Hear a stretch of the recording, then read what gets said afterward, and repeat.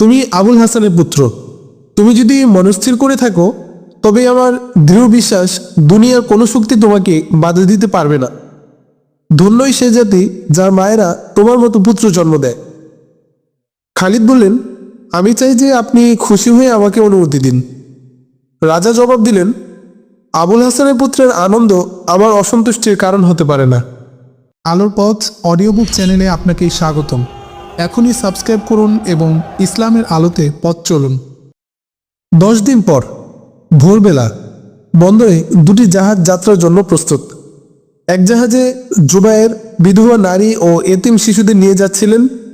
অপর জাহাজে দিলীপ সিংহ রাজার পক্ষ থেকে হাজ্জাজ ইবনে ইউসুফ এবং খলিফা ওয়ালিদের জন্য হাতি, মুক্তা, স্বর্ণ, রৌপ্য এবং বিভিন্ন রকমের উপঢৌকন নিয়ে যাচ্ছিলেন। রাজা ও যুবরাজ জুবায়ের ও তার সাথীদের বিদায় দেওয়ার জন্য বন্দরে এসেছেন।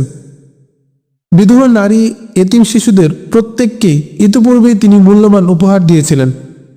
জুবায়েরকে তিনি কয়েকটি জিনিস দিয়েছিলেন, কিন্তু জুবায়ের কেবল গন্ডারের চর্মে নির্মিত একটি ঢাল গ্রহণ করেন।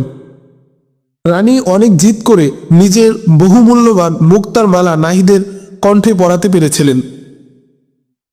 বিদায়ের দিন রাজকুমারী নাহিদের বাড়িতে এসে বহু চেষ্টা করে স্বীয় হীরক অঙ্গুরীয় তার আঙ্গুলে পরিয়ে দিয়েছিলেন। বিদায়ের পূর্বক্ষণে বন্দরে এসে রাজকুমার খালিদকে সজল চোখে আলিঙ্গন করেন এবং নিজের মুক্তামালা তার গলায় পরিয়ে দেন। জাহাজের পাল খুলে দেওয়া হলো। বাতাসের ধাক্কায় জাহাজ ধীরে ধীরে তীর থেকে সরে যেতে লাগলো। শহরবাসী অশ্রুসজল করুণ নয়নে অতিথিদের বিদায় দিল। মেয়েদের জন্য জাহাজের একটি প্রশস্ত কামরা নির্দিষ্ট ছিল। তাছাড়া ডেকের উপরও ঘেরাও দিয়ে তাদের জন্য পৃথক চলাচলের স্থান করে দেওয়া হয়। খালিদ চারদিকে ঘুরে মাল্লাদের কাজ পর্যবেক্ষণ করছিল। পাটাতনের উপর আলীর সাথে দাঁড়িয়ে নাহিদ তীরে অবস্থিত দীর্ঘ সবুজ শীর্ষ নারকেল গাছের দিকে তাকিয়েছিল, যার ছায়ায় তার মধুর শৈশব কেটেছে। প্রভাত গিয়ে সন্ধ্যা এলো। লঙ্কার উপকূল দিক চক্রাবলে কেবল একটি সরু সবুজ রেখায় পরিণত হলো। ক্রমে ক্রমে ঘূর্ণীয়মান সাজের আধারে সে রেখাটি অদৃশ্য হয়ে গেল। প্রত্যেক দেশ ছেড়ে যাবার বেদনা আলীর মনকেও বিষণ্ণ করছিল, কিন্তু খালিদ ও নাহিদের সঙ্গে যাবার আনন্দ তার দুঃখকে ছাপিয়ে উঠেছিল। রাত্রিবেলা আকাশ পরিষ্কার থাকায় নারী ও শিশুরা পাটাতনের উপর খোলা হাওয়ায় শুয়েছিল। নাহিদ বহুক্ষণ পর্যন্ত আকাশের উজ্জ্বল তারকার দিকে চেয়েছিল। ঘেরার অপর দিকে খালিদ, জুবায়ের এবং মাল্লাদের সাথে আলাপ করছিল। হাসিম নামক একটি 8 বছরের ছেলে নাহিদের কাছে শুয়েছিল। তার মা নেই, বাবা আবুল হাসানের সাথে নিখোঁজ হয়েছে। হাসিম উঠে বসল এবং অন্ধকারে এদিক ওদিক তাকাতে লাগলো। নাহিদ জিজ্ঞেস করল, হাসিম, কি হয়েছে তোমার? সে বলল, আলী কোথায়? সে খালিদের সাথে মাল্লাদের সঙ্গে কথা বলছে। আমি তাকে একটা কথা জিজ্ঞেস করে আসছি। এই বলে সে অন্ধকারে আস্তে আস্তে আলীর কাছে চলে গেল। সে আলীর কাছে গিয়ে জিজ্ঞেস করল, আলী, জাহাজ ডুবে গেলে কি হয়? আলী সরলভাবে জবাব দিল, সমুদ্রের তলায় চলে যায়। মাল্লারা তা শুনে খিলখিল করে হেসে উঠল। হাসিম বলল, বাহ, এ তো আমিও জানি। আমি জিজ্ঞেস করি, লোকগুলো কোথায় যায়? লোকগুলোকে মাছে খেয়ে ফেলে। মিথ্যা কথা, মানুষই তো মাছ খায়। আলী আবার বলে, মাটির উপর মানুষে মাছ খায়, কিন্তু সমুদ্রে মাছ মানুষকে খায়। হাসিম কিছু বুঝলো কিছু বুঝলো না, ফিরে গিয়ে বিছানায় শুয়ে পড়ল। কিছুদিন পর জাহাজটি মালাবার উপকূলের কাছ দিয়ে যাচ্ছিল। পথে খাদ্য ও মিঠা পানি সংগ্রহের জন্য পশ্চিম উপকূলের বিভিন্ন বন্দরে নোঙ্গর করতে হয়েছিল। এ পর্যন্ত যাত্রীদেরকে কোনো বিপদে পড়তে হয়নি।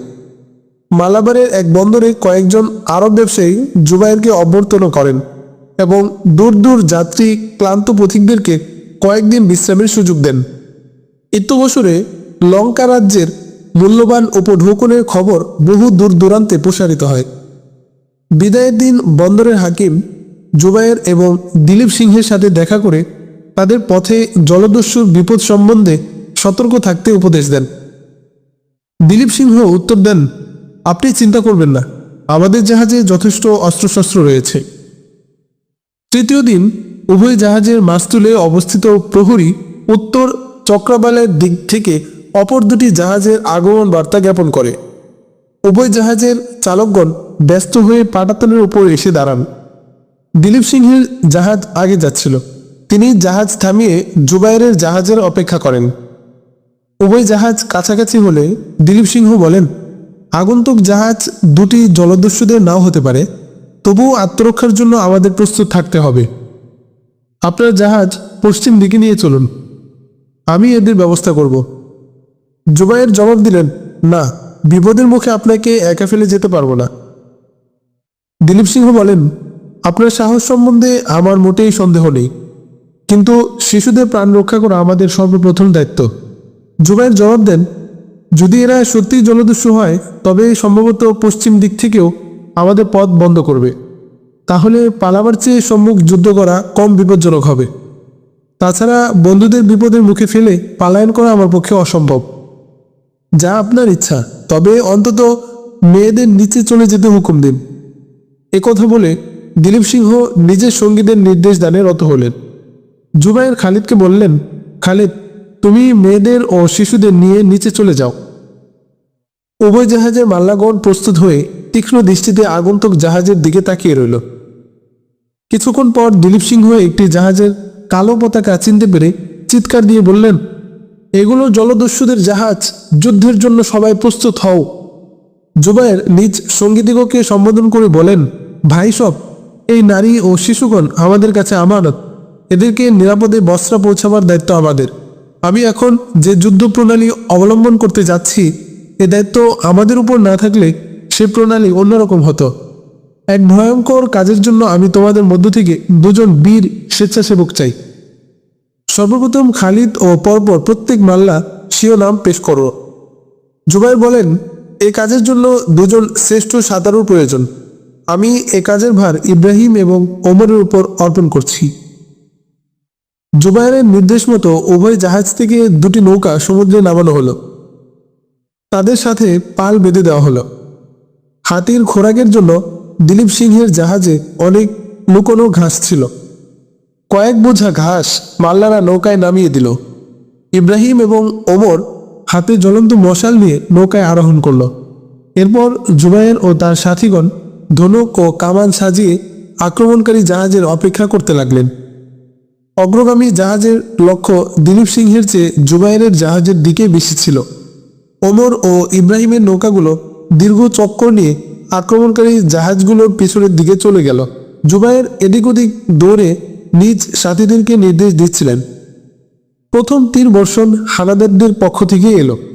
সাঁ করে একটি তীর জুবাইরের গা ঘিসে চলে গেল। সঙ্গে সঙ্গে এক নারী কণ্ঠস্বর তার কানে গেল, আপনি কোনো নিরাপদ স্থানে বসে পড়ুন, আমরা শত্রু বানের পাল্লার মধ্যে এসে পড়েছি। জুবাইর চমকে পিছনে তাকিয়ে দেখেন নাহিদ তীর ধনুক হাতে নিয়ে দাঁড়িয়ে আছে। চক্ষু ছাড়া তার সমস্ত মুখ ঘোমটা ঢাকা। জুবাইর বলেন, তুমি এখানে কি করছো? নিচে যাও তাড়াতাড়ি। নাহিদ শান্তস্বরে জবাব দেয়, আপনি আমার জন্য চিন্তা করবেন না, আমি তীর চালাতে জানি।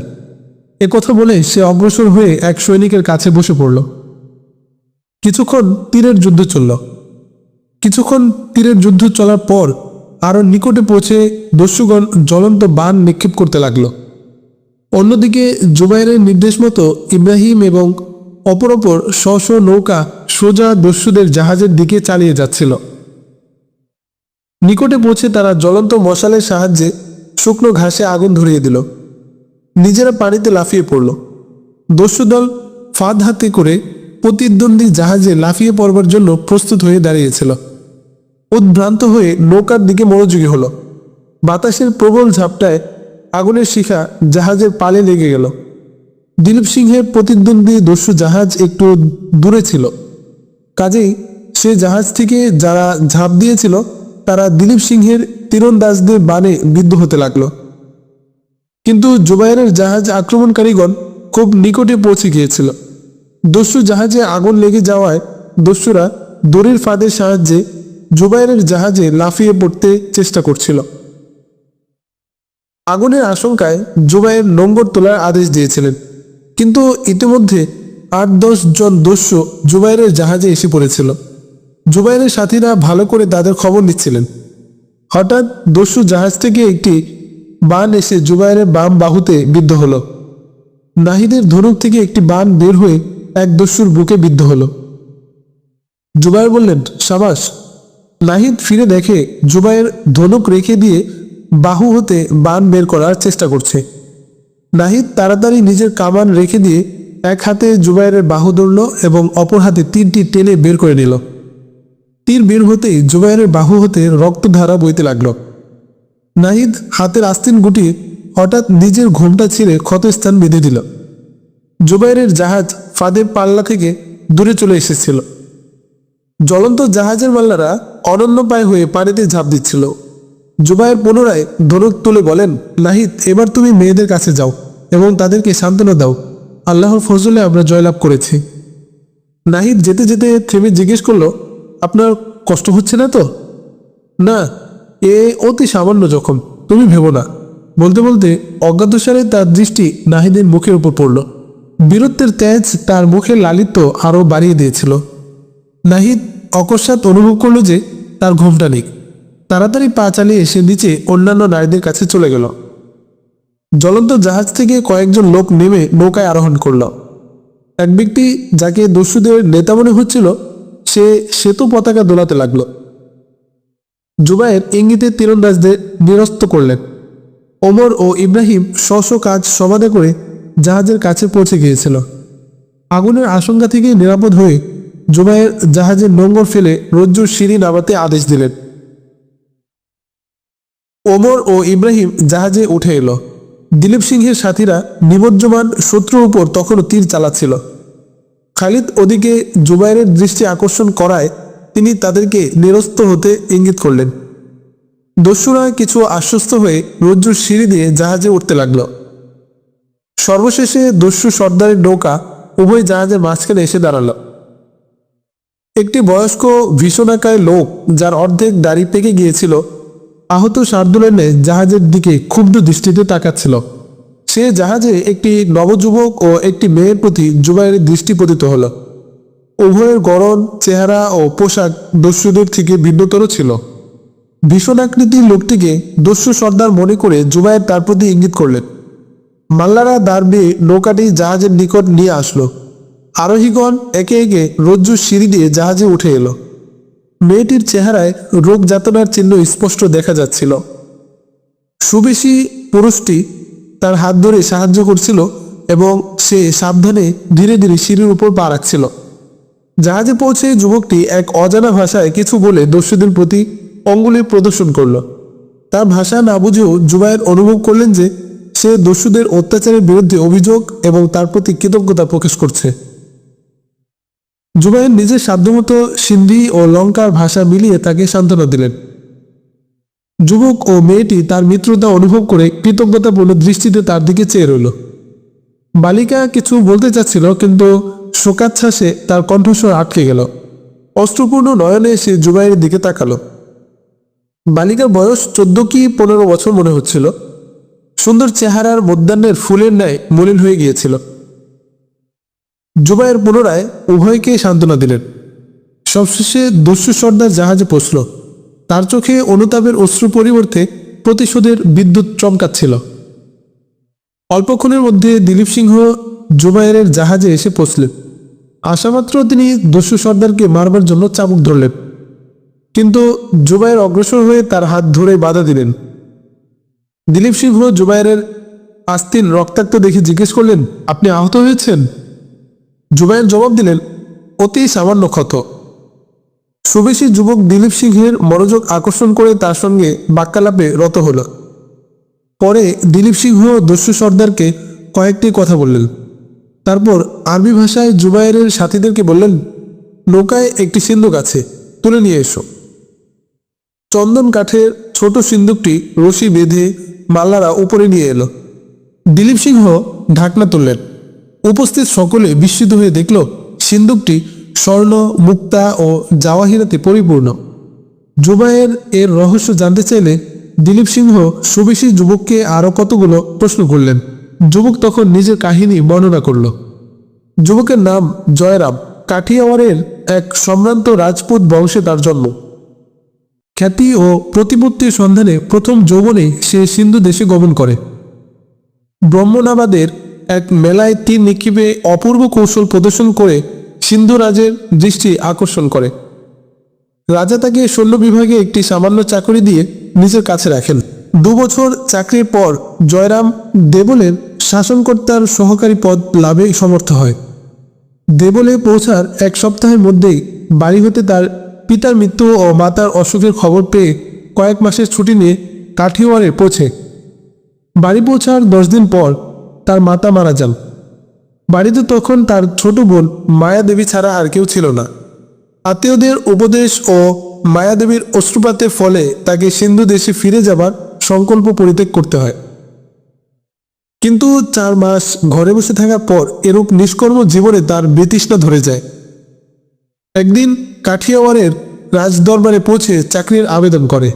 এই সময় সিন্ধুর রাজা স্বীয় প্রতিপত্তি প্রসারের অভিপ্রায়ে প্রতিবেশী ক্ষুদ্র ক্ষুদ্র রাজ্যগুলোকে বিরক্ত করা আরম্ভ করলেন।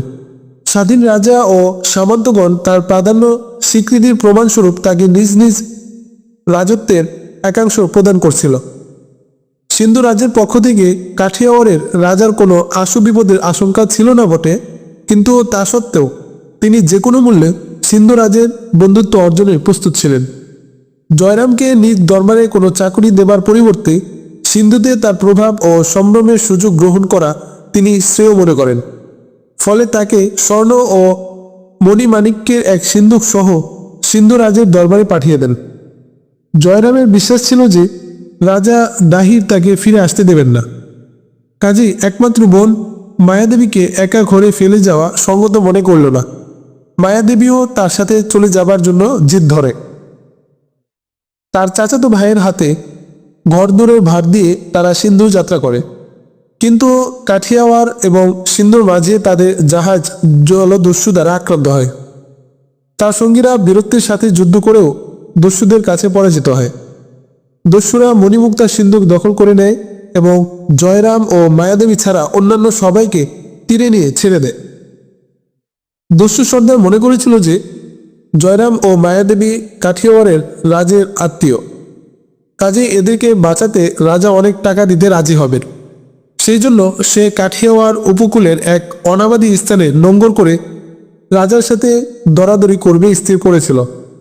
কিন্তু এক গুপ্তচর লঙ্কার জাহাজ আগমনের সংবাদ তাকে দেয়। কাজেই সে কাঠিয়াওয়াড় ছেড়ে মালাবারের দিকে অগ্রসর হয়। বিবরণ শুনে জুবায়ের আর একবার জয়রাম ও তার বোনকে অভয় দান করেন। তিনি বলেন, এ দস্যুরা যেমন আপনাদের কাছে অপরাধী তেমন আমাদের কাছেও অপরাধী। এদের কি শাস্তি হওয়া উচিত তা আমি এখনো স্থির করিনি। তবু আমি জানতে চাই, এরূপ অপরাধীকে আপনাদের দেশে কি শাস্তি দেওয়া হয়? জয়রাম উত্তর দিল, এরূপ অপরাধীর জন্য আমাদের বা আপনাদের আইনে দয়ার কোনো স্থান নেই। কিন্তু আমার একটু বক্তব্য আছে।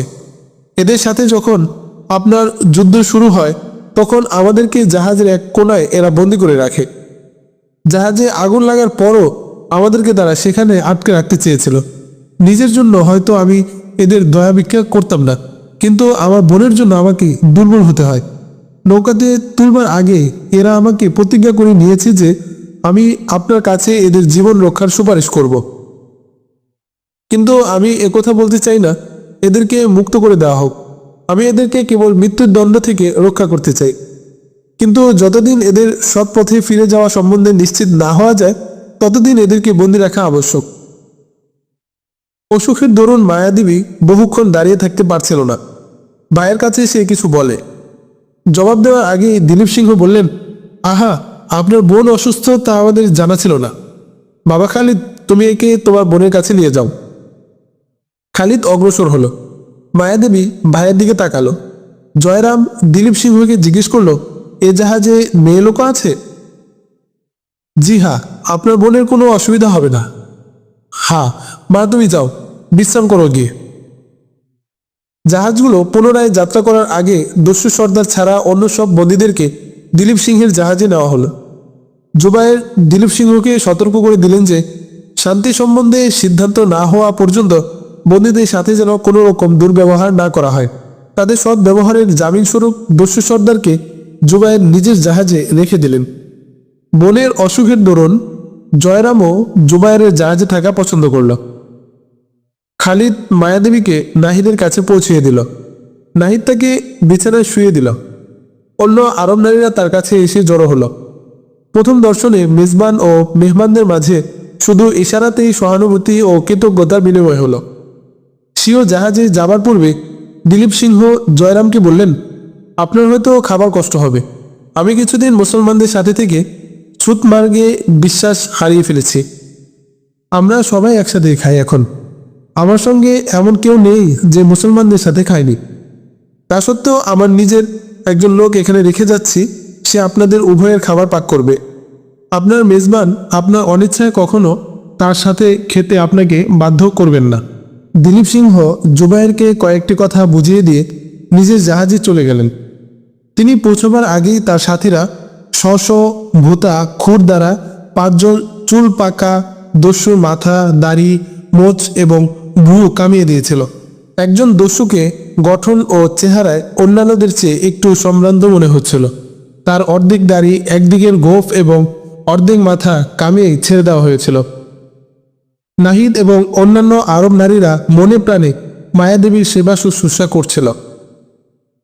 নাহিদ লঙ্কাদ্বীপ থেকে ম্যালেরিয়া জ্বরে কিছু ঔষধপত্র সঙ্গে নিয়ে এসেছিল।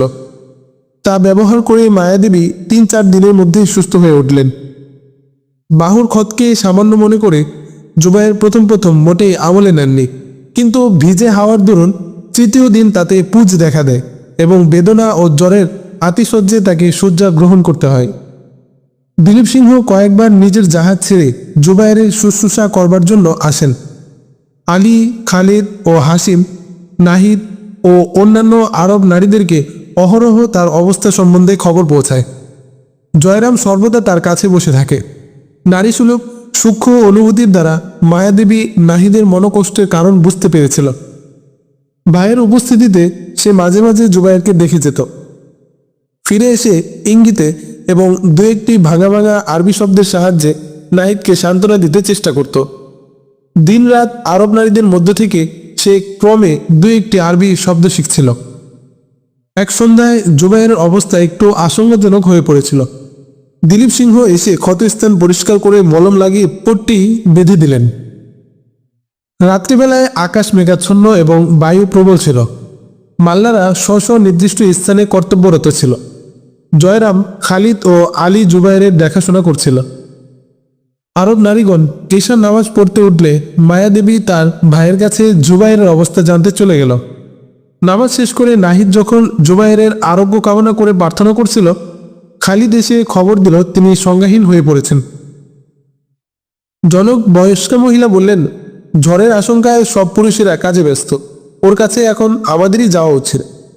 সব মেয়েরা জুবায়েরের কাছে গেল। মায়াদেবী তাদের দেখে তার ভাইকে ইঙ্গিত করল এবং সে বের হয়ে গেল। কয়েক রাত জয়রাম চোখ মুছতে পারেনি। বের হয়ে সে জাহাজের এক কোনায় শুয়ে গাঢ় নিদ্রায় মগ্ন হল। মাঝরাতে জুবায়েরের জ্বর খানিকটা উপশম হলো। নাহিদ ও মায়াদেবী ছাড়া অন্য সব মেয়েরা ফিরে গেল। খালিদ ও আলী সেখানেই ঘুমিয়ে পড়ল। রাত ত্রিপ্রহরের সময় জুবায়ের চোখ খুললেন। মোমবাতির আলোতে মায়াদেবী ও নাহিদকে দেখে জিজ্ঞেস করলেন, আপনারা এখানে কেন? যান, বিশ্রাম করুন গিয়ে। নাহিদের ম্লান মুখ উৎফুল্ল হয়ে উঠল। সে জিজ্ঞেস করল, এখন আপনি কেমন আছেন? আমি এখন ভালো আছি, একটু পানি দিন। মায়াদেবী উঠে সুরাহি থেকে পানি ঢেলে পেয়ালাটি নাহিদের হাতে দিল। নাহিদ হকচকিয়ে এক হাতে জুবায়েরের মস্তক তুলে ধরল এবং অপর হাতে পানির পেয়ালা তার ঠোঁটের কাছে এগিয়ে দিল। পানি খেয়ে জুবায়ের পুনরায় বালিশে মাথা রেখে নাহিদকে বললেন, এর ভাই আমার জন্য অনেক কষ্ট করেছেন, তিনি এখন কোথায়? তিনি বাইরে ঘুমোচ্ছেন। আপনারাও গিয়ে ঘুমিয়ে পড়ুন না, আমি এখন বেশ আছি। দিলীপ সিংহের নতুন মলম বেশ কাজ করেছে। কয়েকদিন পর জুবায়ের চলাফেরার উপযোগী হলেন। আরবদের চরিত্র জয়রামকে বিশেষ ভাবিয়ে তুলেছিল। জুবায়েরের সঙ্গে তার মিত্রতা বিশ্বাসের চরম সীমা অতিক্রম করে সখ্যে পরিণত হয়েছিল। জুবায়েরের কাছে তিনি আরবদের আধুনিক ইতিহাস সম্বন্ধে অনেক তথ্য সংগ্রহ করেছিল। আরবদের নতুন ধর্মে মানবীয় সাম্যের মতবাদ প্রথমত তার মনে খটকা লাগিয়েছিল, কিন্তু জুবাইরের প্রচারের ফলে শীঘ্রই তাকে স্বীকার করতে হয় যে সারা দুনিয়ায় শান্তি রক্ষার জন্য সমস্ত জাতির পক্ষে প্রত্যেক জাতির সমান অধিকার স্বীকার করা অপরিহার্য। মানবের মর্যাদা বর্ণ, রক্ত বা বংশের উপর নির্ভর করে না, বরং তার চরিত্র ও কাজের উপর। প্রথম প্রথম জয়রাম পানাহারের ব্যাপারে মুসলমানের স্পর্শ বাঁচিয়ে চলতেন, কিন্তু কিছুদিন জুবাইরের সংস্পর্শে থাকার পর স্পর্শ দোষ তার কাছে হাস্যকর প্রতীয়মান হলো। একদিন তার বোনের সাথে পরামর্শ না করেই তিনি জুবাইরের সাথে খেতে বসে গেলেন। মায়াদেবীর মনেও এক মানসিক বিপ্লব ঘটেছিল, কিন্তু তার বেলায় এর কারণ ছিল অন্যরূপ। তিনি ইসলামের শিক্ষা সম্বন্ধে বিশেষ অবগত হননি, কিন্তু আরব নর নারীদের ব্যবহার তাকে মুগ্ধ করেছিল। তার মতো আত্মাভিমানী রাজপুত কন্যাকে তারা এক মুহূর্তের জন্য অনুভব করতে দেয়নি যে তিনি কোনো বিজাতীয় লোকদের দয়ার উপর বাস করছেন। মুসলমান মাল্লারা তাকে দেখলে সসম্ভ্রমে দৃষ্টি নত করে নিত। প্রথম দিন হতেই তিনি অনুভব করেন এদের দৃষ্টি তার ভাইয়ের দৃষ্টি থেকে পৃথক নয়। রোগের সময় নাহিদের সেবা শুশ্রূষাও তাকে মুগ্ধ করে, কিন্তু খালিদের ব্যবহারই তাকে সবচেয়ে বেশি আকর্ষণ করে। কেন যেন তার চোখ খালিদকে দেখতে এবং তার কণ্ঠস্বর শুনতে উৎসুক থাকত, অথচ কাছে আসলে চোখ তুলে তাকাতে সাহস হতো না। খালিদ বেপরোয়াভাবে ফিরে চলে যেত এবং মায়া বহুক্ষণ পর্যন্ত নিজের বুকের ধরফরানি শুনতে থাকতেন। সময় সময় নিজের অদ্ভুত কল্পনার জন্য নিজেকে শাসন করতেন।